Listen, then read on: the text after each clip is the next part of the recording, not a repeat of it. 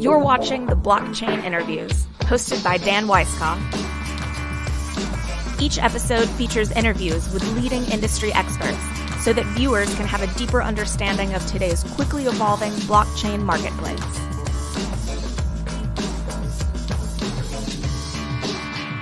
My guest today on the Blockchain Interview series is the CEO of Riot Blockchain. As the saying goes, Jason Les has taken the path least traveled. But sometimes that is what it takes to build a successful entrepreneurial company and culture. Listen, at 35, Jason's career has focused on two industries, crypto and poker. Yeah, I said poker. For over 13 years, Jason was an entrepreneur and professional poker player. For those ETF nerds who also know me as the ETF professor, where benchmarking is presumed commonplace, Jason takes the whole benchmarking thing to a new level. He may be the only CEO who's also known as a human benchmark. From 2015 to 2017, according to Carnegie University, Jason was declared a benchmark for testing the world's best poker artificial intelligence program. In 2018, we made an investment in Riot.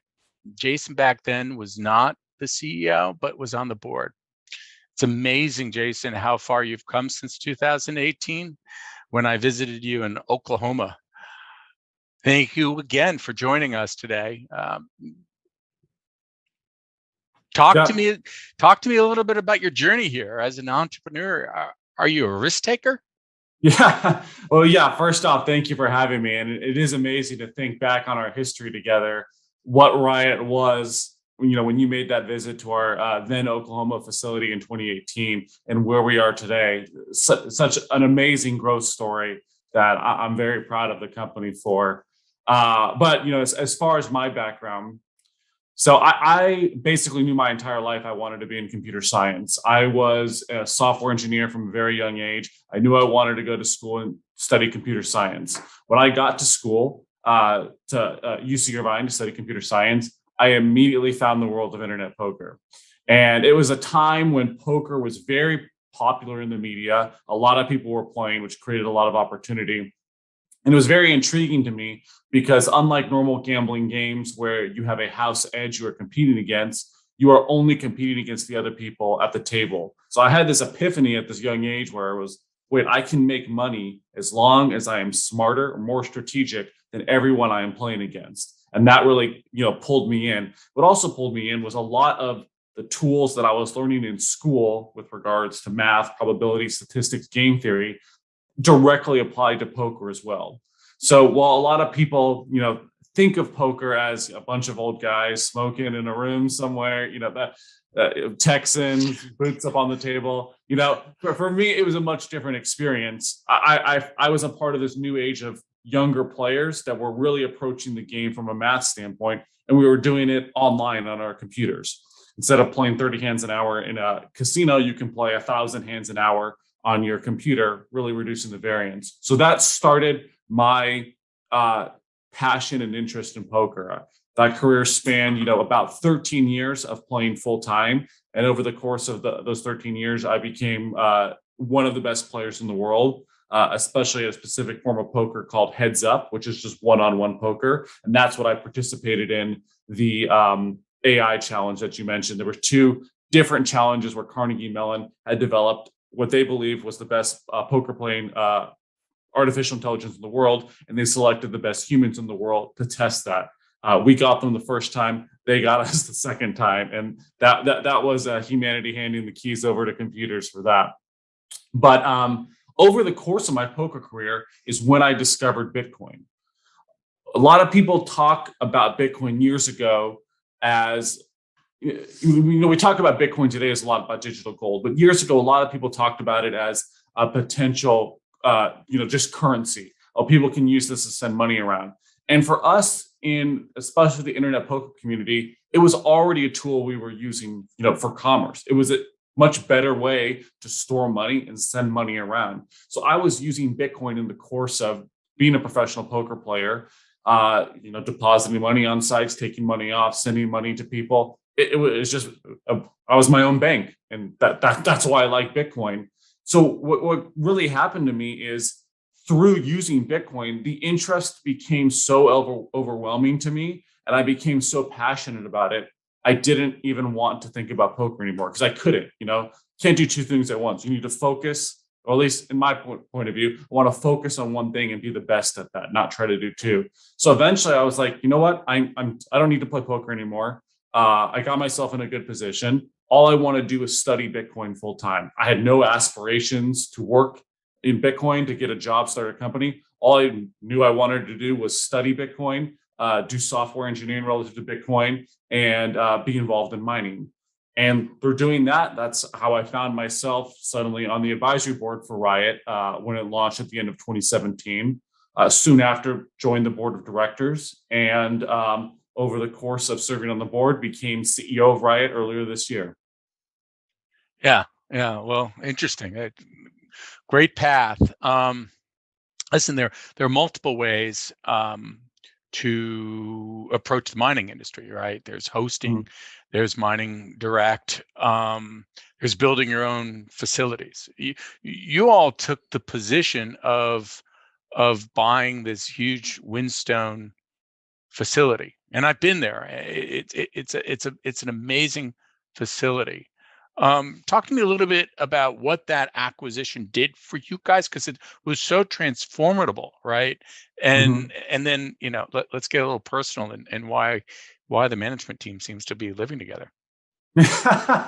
Yeah, so I'll give you a little context of how we approached that acquisition.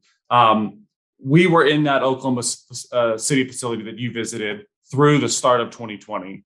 And we got to the point where we knew we wanted to expand our mining operations. That facility was at its limit. It had no more additional capacity. And we wanted to be more competitive and drive lower costs. And we wanted to own, so we wanted to own a bigger facility with lower costs.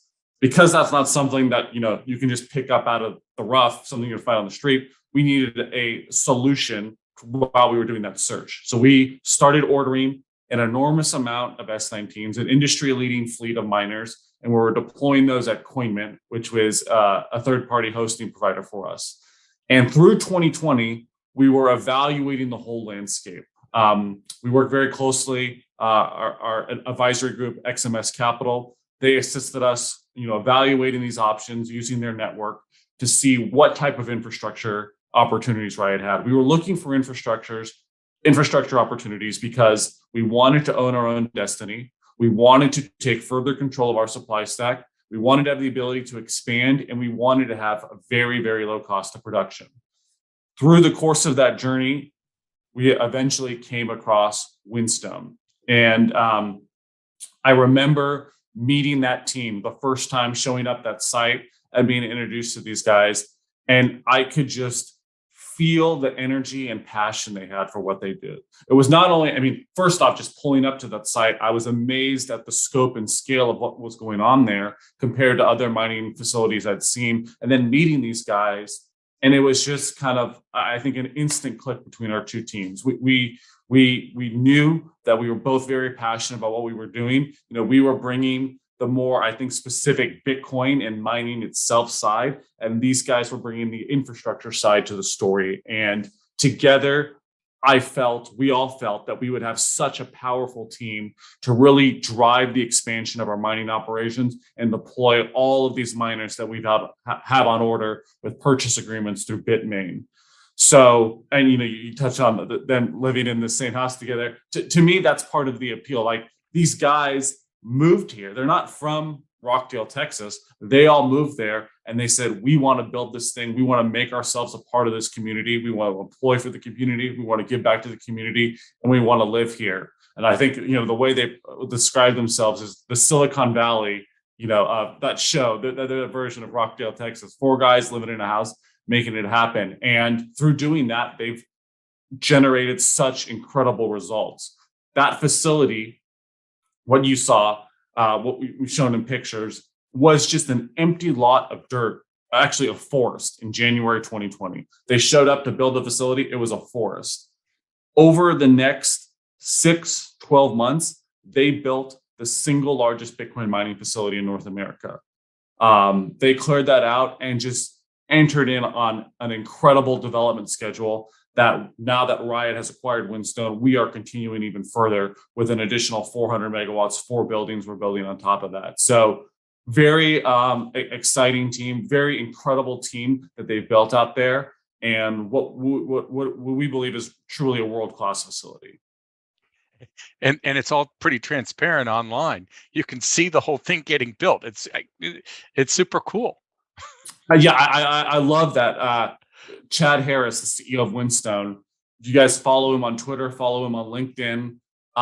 He is posting videos all the time of what's going on. We just like to show what we're doing. You know, there's so much work that goes into building this stuff. I talk to people a lot about that. You know, mining isn't just buying some computers and plugging them in. There is a lot of infrastructure that has to be built to actually hold all of that.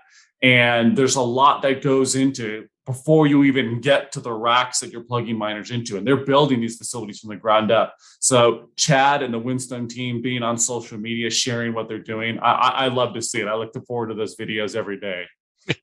And you know, living together, the interesting part about this is, as I understand it, you know, problems exist, right? You're paving the ground on a whole different industry, building a facility that is, you know, such a great scale, but problems exist, and sometimes late at night, everybody gets together to try and solve the problems because they're living together. I think that's you know, I've never seen that in a culture of a company. So moving forward on, you know, some key takeaways. I think what I want to cover are 3 takeaways on this interview. So why Bitcoin and Ethereum mining industry is so core to the growth of the blockchain infrastructure is one thing. I sometimes I don't think people get that. How the industry will grow, be transformed, and impact different industries, right? And then, of course, you know, because it's capital intensive, how you manage that issue. So we'll begin by just saying, from the standpoint of Whinstone, you made the acquisition. It's moving along. You know, life is a bit about timing. You got the timing right, but I think it's, you know, all about skills and experience and the culture that you built. Why was Whinstone right for you guys, but not right for Northern Data? Yeah, so for the viewers who don't know the full history, so Whinstone was owned by Northern Data, which is a publicly traded company in Germany. So I think, you know, I can't speak for them.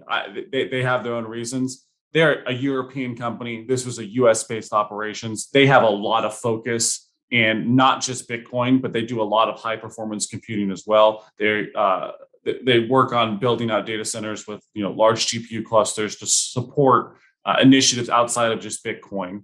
So when we kind of, I think, came forward as an interested buyer, they saw this as an opportunity to capitalize on that and you know, have their own capital to focus on other things that were maybe more closely aligned to what they were doing at the time. That was, you know, kind of the impression that I got, but for sure you'd have to ask them for, you know, to get their actual reason themselves. But so it was right for you all because you are US based. Well, right for us because we are US based and we are 100% focused on Bitcoin and Bitcoin mining. That is, you know, our narrow focus. So that fit in exactly with what we were looking to do. That was a place we wanted to deploy more capital and build out our mining operation. So it was, I think both sides, you know, we're happy here. This wasn't, you know, a forced sale or anything like that. You know, they had their initiatives, we had our initiatives, and this came together to make this transaction possible.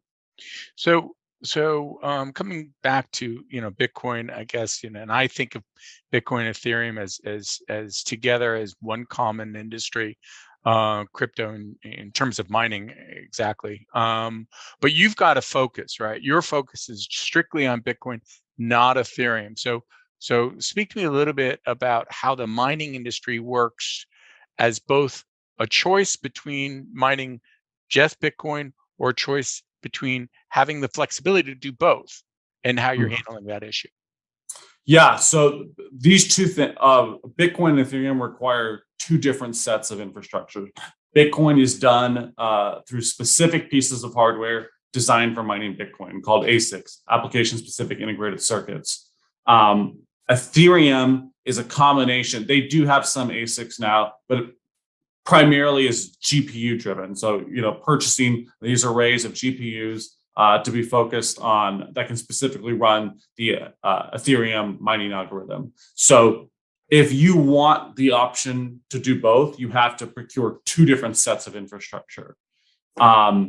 Not something you can, buy the same and switch back and forth depending on decision or profitability. So we have not been involved in Ethereum mining or Ethereum at all.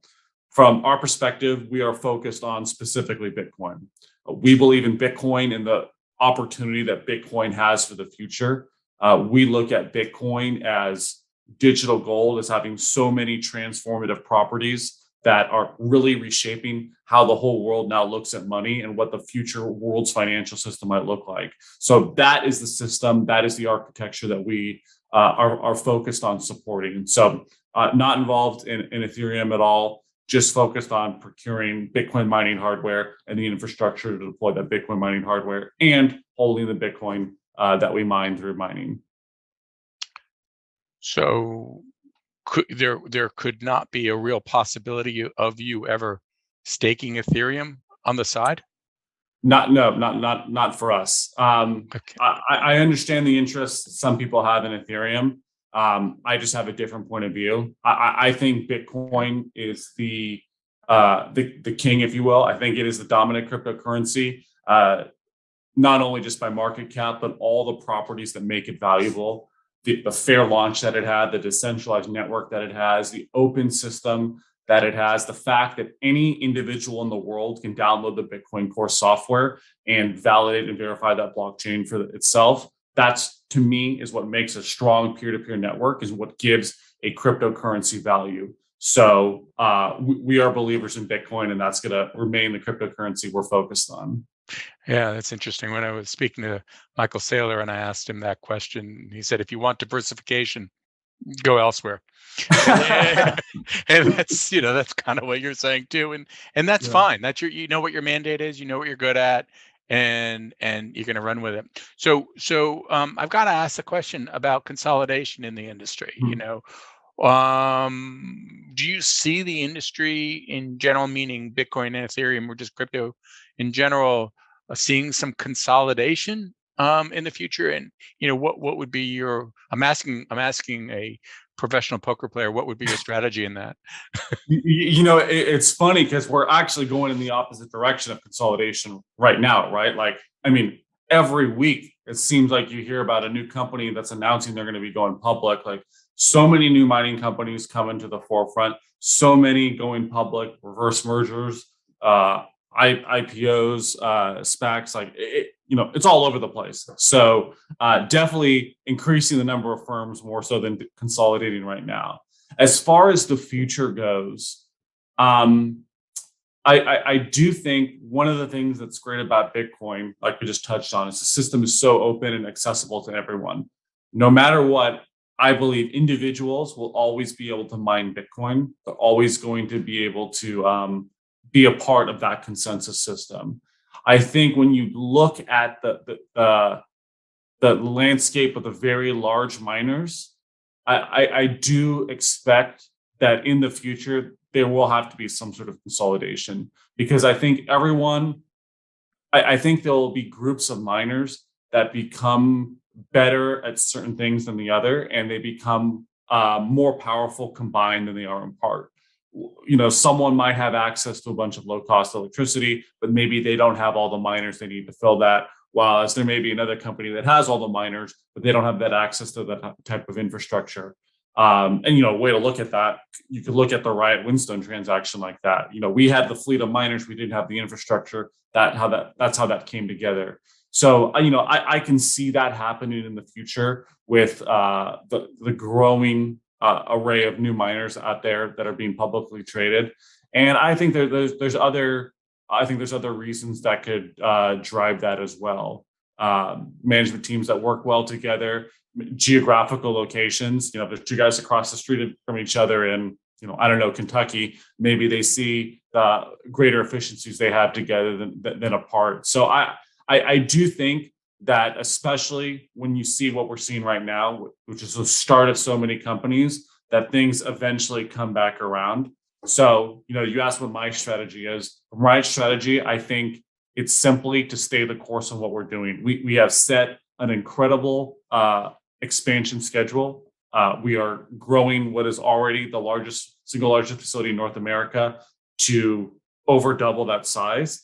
And we are just focused. I think we have our heads down, and the message we have to each other is just keep building. So you have a dream, looking at 3 years when the halving occurs. Where do you see Riot? And the other part, and maybe this should be a separate question, so write it down. How do you manage the difficulty, right? In terms of the difficulty rate, because it's a really volatile metrics for you. Right. Yeah. So the halving in estimated 2024. Now, if all blocks come on schedule, it's going to happen again in May 2024. So what was really interesting, let's first talk about this past halving, is you had all these S9s that people were selling as quickly as they could leading up to that halving, because that reward cutting in half was going to make those not profitable. So you had S9s being sold $20, $30 a unit. And after the halving, the price of Bitcoin appreciated so much that the mining rewards were more than they were before the halving. I mean, in the dollar-based mining rewards, it was less Bitcoin, but that Bitcoin was worth more. Over the next 6 months, those S9s that were trading at $20, $30, $40 before started trading at $700, which is amazing. So I think that I going into the next halving, first off, I'm optimistic that the mining hardware, the rate of improvement in Bitcoin mining hardware is slowing down on an absolute basis, such that this equipment today should last, a longer period of time. It's my hope, it's my expectation that going into the next halving, we're not going to see a fire sale of S19s like we did S9s. People are going to be continuing to run these. But a lot of that depends on what your cost of production is. The miners who benefited so much from that halving were the ones that had such a low cost of production, low cost of power, that they could scoop up all those S9s at a very low price and then have a lot of hash rate that turned out to be very lucrative going forward. So to me, that ties into your next question. How do we manage the difficulty? Well, the difficulty is a dynamic figure that's adjusting based on what the whole scale of Bitcoin mining competition is. The difficulty index is increasing as more hash rate enters the network, and thus blocks are being found faster. And when that hash rate leaves the network, the difficulty goes down. So it's always relative. And that also ties back to why it was so important for Riot, why we wanted to control our own destiny and have a lower cost of production. Because the farther left you are on that curve of production cost of your competition, the more indifferent you are to what that difficulty adjustment is. Sure, it's not ideal. It is disfavorable for the difficulty to increase unless you are mining less Bitcoin. But you are able to survive through more market conditions when you have those low costs. The difficulty can go up and that will decrease your margin, but you will still be remaining profitable with low enough costs that you can continue to be a competitor. And it's those miners that have a higher cost of production, that they are more to the middle or to the right of that cost curve of all miners, that when that difficulty goes up, they are much more sensitive to it, and they are potentially becoming unprofitable every time that index moves. So what I'm hearing you say is, and by the way, what a crazy question to ask of a CEO, really, because how many CEOs have to put out there what they're going to be doing in 2024 today. I mean, to a large degree, that's pretty far out, but this is something this industry has to be concerned about, right? Mhm. And along those same lines, what I just heard you say is you're thinking that the level of advancement in the technology isn't moving in the same exponential pace. I don't know if that's the correct term, but Yeah, on a relative basis, from one generation to the next, we're seeing substantial improvement. So the S9, in terms of efficiency, was 100 watts per terahash. S19 Pro, S19J Pros today are around 30, 31 watts per terahash. So that's a substantial improvement. However, the actual absolute improvement of 70 watts per terahash is not as dramatic as we've seen in the past. We've gone from 1,000 watt per terahash machines all the way down. The advancements in the past have become so much more dramatic. Now the process size for the chips on these ASICs, this becomes so small, it's become so competitive. We're getting pretty close to zero. Like, we have to use electricity at some point to run these algorithms on the integrated circuit. So we're at 30 watts per terahash. The lowest we can go is, what? There's a theoretical, I don't know what it is, 5 watts per terahash. It can't get too much crazier. And I think, so you asked how, what would we do to prepare for the halving? And it's focusing on that cost of production, keeping that cost of production down. We keep a industry leading flight of miners. We have an estimated power cost of 2.5 cents per kilowatt hour. It's based on a number of factors, but that is industry leading as far as I've seen. You combine that with, we have a next generation fleet of S19 miners, the most efficient miners out there on the market right now. That's what we're building at. So we think those combined, will position us well come the next halving. And I think with the strategy that we have deployed in the past, and then we continue to execute on, which is expanding our fleet, growing our fleet, we will continue to procure hash rate. And, as new miners come out, we will evaluate those. And as the more efficiency improvements are seen, we'll upgrade our fleet with those. So I feel very, very good about our capability to expand and our capability to be competitive through future halvings like that. So you have a role on the Bitcoin Mining Council. Speak to I'm us. on the Bitcoin Mining Council. I don't know if there's necessarily roles, but yeah, Riot is on the Bitcoin Mining Council. Fair enough, right? You're one of the key members. Talk to us a little bit about ESG and Riot's position, with ESG and how you're trying to reduce your footprint on an ongoing basis. Yeah, that is an issue that has really come to the forefront this year. And it kind of also seems like every time Bitcoin, the price makes a sharp upward move, all these articles start coming out about, Bitcoin energy usage. And there's a lot of misinformation about that. That you hear figures about, how much energy a single transaction uses, which is completely false. Transactions do not use energy themselves, or they use a completely de minimis amount of energy, if any. You hear about, comparisons to the country of Norway. You hear about, this trajectory continues to consume all the world's energy, whatever. What the story that does not get told enough is how much renewable energy Bitcoin mining actually uses. And there's a very simple reason for that. We are so focused on our cost of energy as Bitcoin miners that we're seeking out wherever you find that low cost energy. And simple market dynamics, simple market forces will dictate that you are going to find low cost energy where there's an abundant supply. Where you tend to find an abundant supply of energy is congested, isolated, renewable sources. Renewables, you can't build a hydroelectric plant in the middle of New York City. You can build a hydroelectric plant wherever that running water exists and you have the ability to build. So you look at Coinmint, for example, where we have miners hosted there.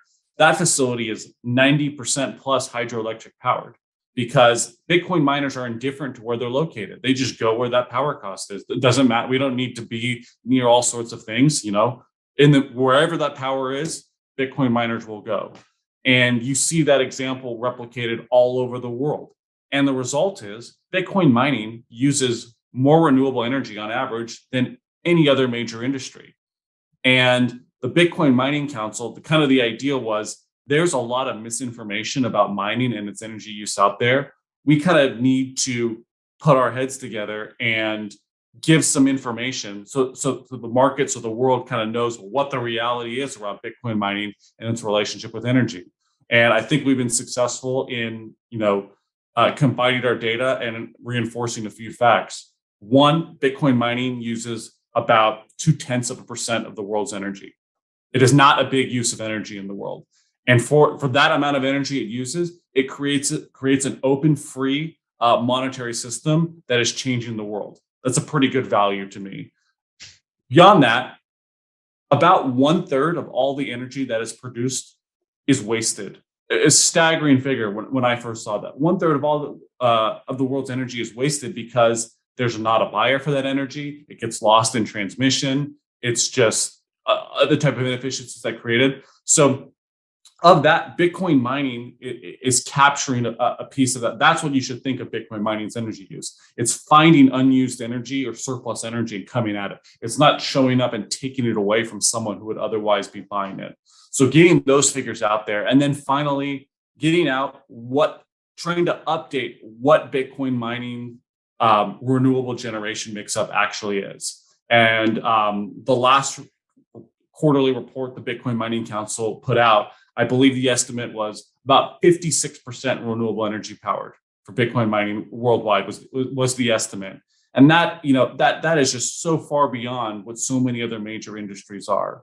So I think Riot is contributing to that by one, we've had those mining operations employment, and then two, operating at a Whinstone, which is the ERCOT grid, which has so much renewable energy in it because Texas is such a high potential state for solar power and for wind power. And those generation sources, there are so much in the queue in ERCOT every year, more and more and more are being deployed. And when you have miners, Bitcoin miners like Riot, who will deploy anywhere they can find that power, who will shut off at the right times and also buy power at the right times, you kind of have this implicit relationship that I believe is helping spur additional renewable projects in grids like ERCOT. Because these generation sources know that there is some sort of predictable demand that they can see in the market, they can capitalize those projects a lot easier and they become more financially viable. And I think Texas grid is an incredible model to the rest of the United States. I think the amount of renewable energy that's being developed there, not out of government dictation or force, but just out of market forces incentivizing them, is going to be truly transformative. And I think we're going to continue to see solar and wind transplant coal generation in that grid. Yeah, it might be that as China, as the Chinese government did what they did to get rid of the miners, that North America will become the leader in the mining industry, and we'll do that because we're open to innovation. I think so. Especially if you look at states like Texas. First off, Texas is a very business-friendly state at a high level. Beyond just that, Texas is a very Bitcoin-friendly state. Politicians, up to the governor's office, saying we want to make Texas a Bitcoin mining mecca. They have an energy grid that is very conducive and friendly to Bitcoin miners, that Bitcoin miners can come in and help support. They see, I believe, the benefit that Bitcoin miners bring to stabilizing that grid. And all of these factors combined, I think, is driving a lot of mining to Texas, but to other states as well. States like Wyoming, Kentucky, Montana, South Dakota, North Dakota, like these states are seeing a huge influx of miners as well. So whereas a year ago, the United States was maybe 5-6% of the global hash rate in Bitcoin mining, today I think it's much more. I think it is closing in on probably 16 to 18%. I'm not sure what the recent estimates are. And when you look at all these publicly traded companies, of which Riot is one of the leaders, deploying so much hash rate in the United States, you have to figure that ratio is going to grow. And the United States is going to further increase its footprint on the Bitcoin mining network, which has been one of the goals for Riot. And I was trying to approach that goal just by growing our own hash rate, and then suddenly China bans mining, and just an immediate tailwind of that goal. So we're very happy to see it, and I think it's a great thing for the Bitcoin network. It's amazing, and people don't give this industry enough credit for its transparency, right? We know what the industry is producing in terms of revenues, right? It's just a mathematical formula that we can figure out, right? Is it 20 or 30 billion, including Ethereum? Likely, right? Will it grow to be 50 billion in 2020 something? Maybe. It could be even much bigger. So I'm really excited about it. So along those same lines, I always have two wild card questions, and that's not because you're a poker player. I'm sorry. and I know that you're very focused strictly on the Bitcoin mining industry. But what other things should you think investors be looking at currently that they're not looking at, that they'll look at backwards in hindsight and say, man, that was obvious? I think what Riot has that's important is our credibility and execution. We've initiated these growth plans and we have continued to execute on them. And I think what helps us so much in that regard is the infrastructure that we own. Through Whinstone, through the team there, we have a development pipeline that we're building out to host these miners. And like we were talking about earlier, building this infrastructure is a lot more challenging than it maybe initially sounds. It's not just throwing up a building and plugging miners in. You're managing an incredible amount of energy, and there is a lot that goes into that, and there's a lot that goes into keeping these machines cool. They're running 24/7. They run very hot. So people I think discount that because they look at Bitcoin mining as more like kind of like a tier 0 data center. Not the whole type of nice data center you typically see, just kind of throwing things together. And while it doesn't have the properties that a tier 3 or 4 data center might have, it does have a lot of know-how that goes into making that work. And I think what investors should look at, and I think what may become obvious in hindsight, is who had the capability to build and execute on their expansion plans. So that's what I think the infrastructure doesn't get as much love as it should be in the industry right now. Okay, I got it.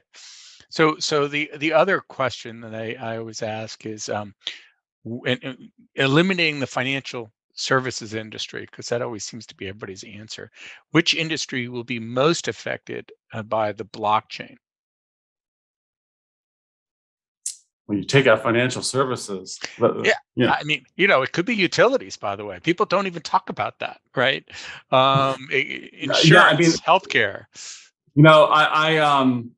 I think first, financial services is obviously a huge one, because I think Bitcoin is an incredible tool for people to store their own wealth, to have sovereign control of their own wealth, and to not have third parties in control of their payment systems with others. So obviously, to me, that's kind of the big benefit here.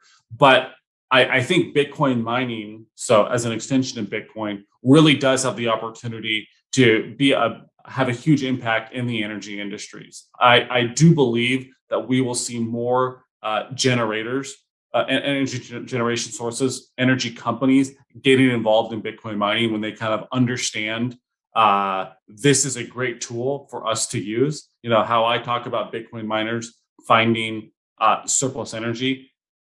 Energy providers themselves can be a part of that as well. They can partner with Bitcoin miners and they can solve their own problems directly, as opposed to Bitcoin miners kind of finding them on the grid in a roundabout way.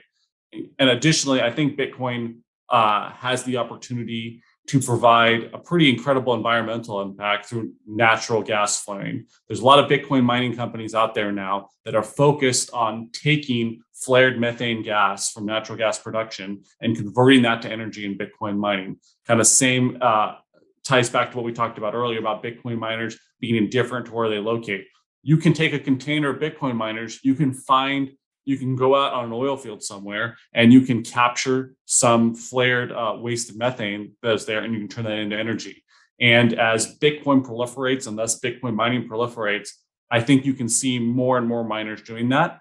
And so not only, I think, having a positive environmental impact, but being very closely tied to that industry as well. Jason, thank you for spending the time with me. I look forward to seeing your company grow, be successful. And I thank you for all your hard work in block and tackling for your shareholders. Be well, be healthy, and keep up the good work. Well, thank you very much, Dan. Thank you for having me. And we look forward to having you at the Whinstone site again soon. You can see everything that's changed since you've been last there. I'm sure. As on the internet, by the way, you can see it. Yeah, on the internet. Yeah. Be well. Bye-bye. All right, you too. Thanks, Dan. Thanks.